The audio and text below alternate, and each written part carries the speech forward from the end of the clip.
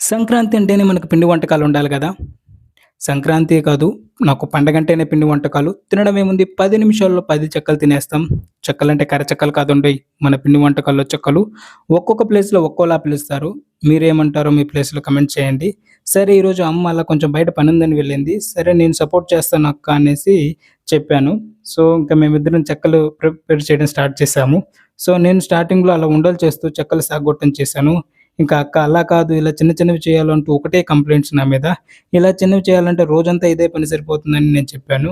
ఇంకా సరే నా వల్ల కాదనేసి ఫస్ట్ టేస్ట్ చేయడం మొదలెట్టేసాను.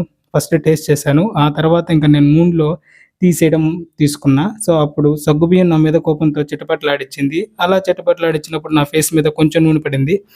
నేను అనుకున్న ఫేస్ మీద పడిన ఒక లెక్క, కళ్ళలో పడితే అదొక పెద్ద ప్రాబ్లమ్ అనేసి కళ్ళజోడు పెట్టుకున్నాను. తినడమే కాదు అప్పుడప్పుడు మనం కూడా చేస్తే ఇంట్లో ఆడవాళ్ళ బాధ తెలుస్తుందనిపిచ్చింది. ఇక నెక్స్ట్ అరిసెలు